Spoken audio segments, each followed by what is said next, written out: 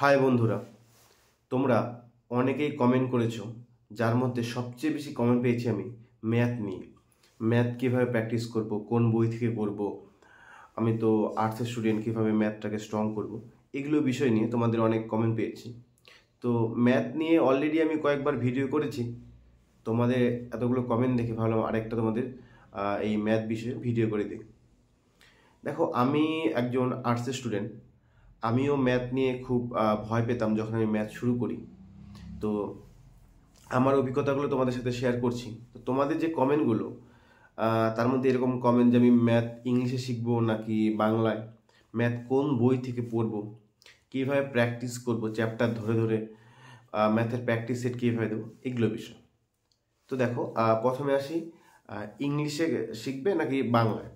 আমার অভিজ্ঞতায় বলি, আমি যখন ম্যাথ প্র্যাকটিস শুরু করি, তো আমি একজন আর্টস স্টুডেন্ট, মাধ্যমিক অবধি ম্যাথ করেছিলাম, তারপরে আর ম্যাথ করা হয়নি। আমি ইংলিশে শুরু করেছিলাম, কিন্তু তাতে আমার দুটো অসুবিধা হয়েছিল। এক, আমাকে ম্যাথ শিখতে হচ্ছিল নতুন করে, কারণ আমি ম্যাথ পারতাম না। এবং দ্বিতীয়ত, ইংলিশে ম্যাথ হওয়াতে ইংলিশে মানে বুঝতে হতো। আমি ম্যাথ শিখবো নাকি মানে ম্যাথের মানেটা বুঝবো ইংলিশ থেকে বাংলায়, সেটা নিয়ে আমার সমস্যা হতো। তো প্রথম প্রথম খুব সমস্যা হতো, ডিকশনারি বের করে এগুলো মানে বুঝতে হতো। তো প্রথম 6 মাস আমার খুব অসুবিধা হয়েছে, কেন কি তখন AMT CCL পরীক্ষাগুলো সব ইংলিশে হতো। আর যেহেতু আমি সেন্ট্রাল এবং স্টেট দুটোর জন্যই প্রিপারেশন নিয়েছিলাম, তো আমাকে ইংলিশে শিখতে হয়েছিল। আমার ক্ষেত্রে খুব অসুবিধা হয়েছিল। তবে এখন এই মুহূর্তে সেন্ট্রালের পরীক্ষা, রেল বলো বা MTA CCL, এগুলো সব বাংলায় হচ্ছে। তো কারো যদি খুব অসুবিধা হয় যে ইংলিশে বুঝতে, তোমরা চাইলে বাংলায় শিখতে পারো। আমার মনে হয় খুব একটা তাতে প্রবলেম হবে না। আর যদি কারো মনে হয় যে না, একটু এফোর্ট দিলে তোমরা ইংলিশেই শিখতে পারবে, তাহলে একটু এফোর্ট দিয়ে ইংলিশে শেখো। প্রথমত 5-6 মাস অসুবিধা হতে পারে, কিন্তু তারপরে সব ঠিক হয়ে যাবে। তো তোমার যদি মোটামুটি বেস থাকে তাহলে ইংলিশে শেখো, আর যদি খুব ভয় লাগে তাহলে বলবো বাংলায় শেখো, কিন্তু শেখো। এটা হচ্ছে প্রথম। দ্বিতীয়ত, কোন বই থেকে। তোমরা যেমন এখন খুব প্রশ্ন করো কোন বই থেকে, সুবির দাসের বই ভালো হবে কিনা, চঞ্চল ঘোষে নাকি RS আগরওয়াল। আমি সত্যি বলছি, আমি যখন প্র্যাকটিস করতাম, আমি এত বই নিয়ে ভাবতাম না।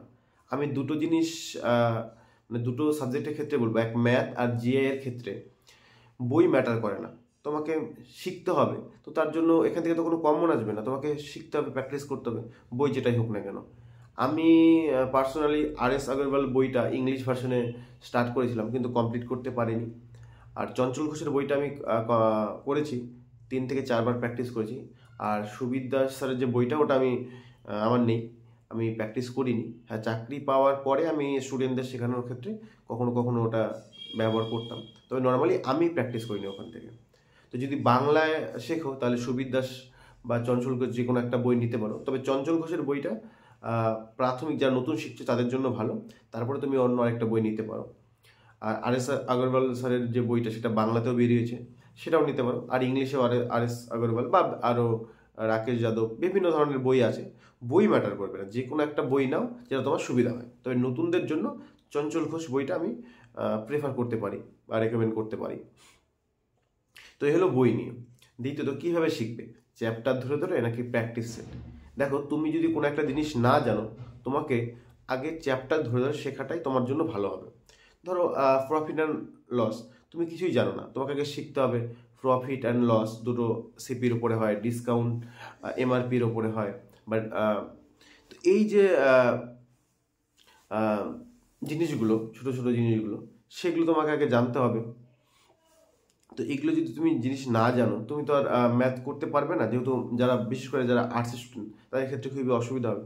তুমি সেই জিনিসগুলো আগে জানো, জেনে সেই চ্যাপ্টার থেকে আগে ইজি ইজি কোশ্চেনগুলোতে প্র্যাকটিস করা শুরু করো, মানে অঙ্কগুলো সলভ করো ইজি, তারপরে মডারেট, এরকম আস্তে আস্তে করো।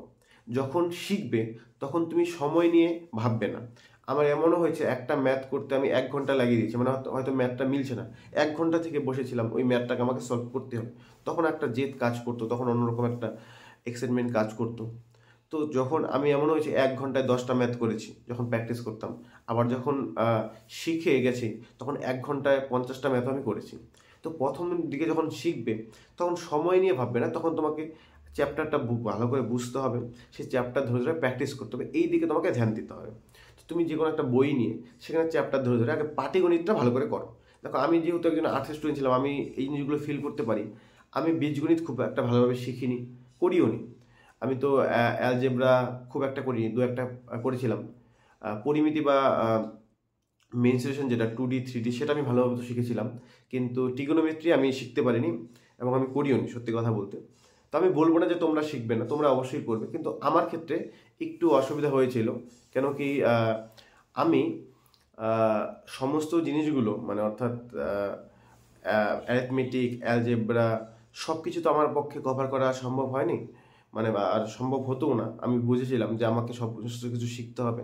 তো আমি ভেবেই নিয়েছিলাম যে আমি পরিমিতি এবং তার সাথে সাথে অ্যারিথমেটিক যে সেই পার্টটাকে স্ট্রং করবো, তার সাথে সাথে অ্যালজেব্রা, ট্রিগোনোমেট্রি এবং তোমার যেটা অ্যাডভান্স ম্যাথের যে পার্টগুলো আরও আছে সেগুলো কিছুটা আমি শিখবো, সেভাবে আমি করেছিলাম। তো তোমরাও আগে বলবো যে পাটিগণিতটাকে ভালো করে শেখো, তারপরে বাকি।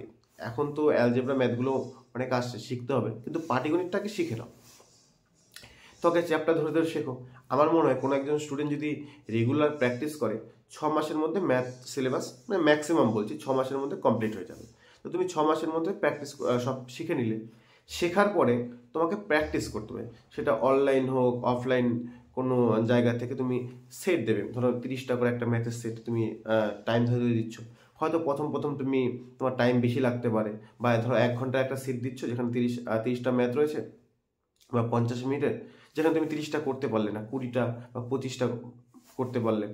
25টা করতে পারলে ভালো, ধরো 20টা করতে পারলে, তাহলে যে বাকি 10টা পারলে না, কোন কোন চ্যাপ্টারে পারলে না, সেই চ্যাপ্টারগুলোতে আবার তোমাকে রিটার্ন যেতে হবে, গিয়ে সেই চ্যাপ্টারগুলো আবার 2 দিন প্র্যাকটিস করতে হবে, তারপরে আবার সেই সেট দিতে হবে। তো এইভাবে না ধীরে ধীরে যদি তুমি এগোতে থাকো, তাহলে ম্যাথটা তোমার স্ট্রং হয়ে যাবে। দেখো আমি যখন আমার ম্যাথটা স্ট্রং হয়েছে, তার অন্যতম কারণ আমি ফুড এসের জন্য যখন 2018-তে নোটিফিকেশন বেরিয়েছিল, তখন আমি খুব প্র্যাকটিস করতাম, দিন গেলে 100-150 করে ম্যাথ প্র্যাকটিস করতাম। আমি ওই পরীক্ষায় পাস করতে পারিনি, কারণ কি তখন আমার জাস্ট হাতে খড়ি কম্পিটিটিভ এক্সামে। কিন্তু ওই যে প্র্যাকটিস করেছিলাম সেটা আমার খুব কাজে লেগেছিল। এই জন্য আমি বলবো যে প্র্যাকটিসে তোমাদের রেগুলার করতে হবে। তোমার যদি ম্যাথ খুব উইক হয়, 2.5 থেকে 3 ঘন্টা তোমাকে টাইম দিতে হবে, এবং তুমি সেই টাইমটা যদি দাও, 6 মাস দিলে পরে তোমার 6 মাসের মধ্যে সিলেবাস কমপ্লিট। বাকি 6 মাস থাকবে, সেই 6 মাস তুমি শুধু প্র্যাকটিস করবে। 1 বছরের মধ্যে দেখবে তুমি ম্যাথে খুব স্ট্রং হয়ে যাবে। আমি নিজে বলছি, আমার ম্যাথে, আমি আগেও বলেছিলাম, আমার ম্যাথে মাধ্যমিকে 54 আই থিঙ্ক নাম্বার ছিল। তো সেখান থেকে আমি ম্যাথটাকে স্ট্রং করেছি। তো অ্যাকচুয়ালি এগুলো না মানে এমন কোনো আহামরি কিছু নয়, মানে যে পারবো না। হ্যাঁ, প্রথম প্রথম যখন আমরা প্র্যাকটিস করি, যখন শিখতে যাই, তখন একটু ভয় লাগে যে মানে এতগুলো চ্যাপ্টার এতগুলোই কমপ্লিট করতে পারবো কিনা। আর সে ভয়টা আমার মধ্যেও ছিল। সেটা বড় ব্যাপার নয়, ব্যাপারটা হচ্ছে তোমাকে চ্যাপ্টার ধরে ধরে শিখতে হবে। হঠাৎ এই বই থেকে প্র্যাকটিস করলাম, হঠাৎ ওই বই থেকে প্র্যাকটিস করলাম, এরকম নয়। মানে তুমি জাস্ট, তোমাকে টাইম দিতে হবে। এটা তো মানে হঠাৎ করে কোনো ওই অলৌকিক শক্তি না যে তুমি আজকে ম্যাথে হাত দিলে তুমি 2 মাসের মধ্যে ম্যাথে স্ট্রং হয়ে যাবে, এরকম নয়। তোমাকে সময় দিয়ে শিখতে হবে। যে কোনো বই থেকে শেখো, যেভাবেই শেখো, রেগুলার প্র্যাকটিস করো। যদি কোনো কোচিং সেন্টারে পড়ো, সেই কোচিং সেন্টার থেকে হেল্প নাও। যদি আশেপাশে কোনো দাদা বা স্যারের কাছে পড়ো ম্যাথ, তার কাছ থেকে হেল্প নাও। ইউটিউবে অনেক ফ্রি ভিডিও আছে, সেখান থেকে হেল্প নাও। যে কোনো জায়গা থেকে হেল্প নাও। তুমি হেল্প নিয়ে তুমি নিজে বোঝার চেষ্টা করো, এবং যেখানে বুঝতে পারবে না সেখানে ওই ইউটিউবের ভিডিও হোক বা স্যার হোক, তার কাছ থেকে হেল্প নিয়ে তুমি প্র্যাকটিস করো। আমি একটা কথাই বলবো তোমাদের, দেখো ওই যদি কেউ সঠিকভাবে মন থেকে পড়াশোনা করে এবং রেগুলার 3 ঘন্টা করে ম্যাথের টাইম দেয়, 1 বছরের মধ্যে তার ম্যাথ খুব স্ট্রং হয়ে যাবে। এটা আমার ব্যক্তিগত অভিজ্ঞতা। আমি একজন আর্টস স্টুডেন্ট হয়ে, যেখানে আমি রেল বা পিএসসিতে ম্যাথে যা ভালো রেজাল্ট করেছিলাম, সেই অভিজ্ঞতা থেকেই বলছি যে তোমরা যদি, যে কেউ যদি ভালো করে ম্যাথ প্র্যাকটিস করতে পারো, তাহলে তোমরাও ম্যাথে স্ট্রং হবে। আমি তোমাদের পরবর্তীতে জানাবো, আমারই একজন স্টুডেন্ট বলতে পারো বা ফ্রেন্ড বলতে পারো, যে ম্যাথে কাটাকুটি পারতো না, আজকে সে পুলিশ কনস্টেবলে পাস করে ইন্টারভিউ দিতে যাচ্ছে, সে নিজেই বিশ্বাস করতে পারে না। যদি সে সফলতা পায়, তাহলে আমি তোমাদের সাথে তার গল্পটাও শেয়ার করব। আমি এরকম আমার অনেক মানে দেখেছি ফ্রেন্ড বা স্টুডেন্টকে, যারা একদমই ম্যাথে কিছু পারতো না, তারাও ম্যাথে ভালো রেজাল্ট করেছে। আর একটা জিনিস বলবো, দেখো ম্যাথ অনার্স বা সায়েন্স স্টুডেন্ট হলে যে ম্যাথ ভালো পারবে এরকম ব্যাপার নয়। আমার অনেক ফ্রেন্ড আছে, বেশিরভাগ ফ্রেন্ডগুলো আমার ম্যাথ অনার্স। তো তাদের আমি অনেক সময় ম্যাথ শিখেছি, কারণ কি তারা যে ম্যাথ করতো তারা ওই এক্স ধরে প্রথাগতভাবে একটা ম্যাথ হতো একটা এক পেজে করতো, আর আমি সেটা 2-3 লাইনে করতাম। কেন কি আমি আর্টসের স্টুডেন্ট, আমি প্রথাগতভাবে সেভাবে শিখিনি। তো আমি কীভাবে শর্টকাটে করা যায়, কীভাবে বুঝে করা যায়, তো এগুলো না অ্যাকচুয়ালি নিজের উপর ডিপেন্ড করে। সবার হয়তো ব্রেন একরকম নয়, কিন্তু এটুকু আমি বিশ্বাস করি পরিশ্রম করলে সবাই চাকরি তো পেতে পারবে। চাকরি পাওয়ার জন্য যতটুকু ম্যাথ দরকার ততটুকু শিখতে পারবে। তো এই বিষয়গুলো তোমাদের জানানোর ছিল, আশা করি তোমরা বুঝতে পারবে। তো বই কোন ভাষায় করবে সেগুলোতে বেশি সময় না দিয়ে তোমরা রেগুলার প্র্যাকটিস করো। আশা করি আমার এই কথাগুলো তোমাদের যে পরিশ্রম সেখানে পরিশ্রমের পথে সাহায্য করবে। ভালো থাকো, দেখা হচ্ছে তোমাদের সাথে পরের ভিডিওতে।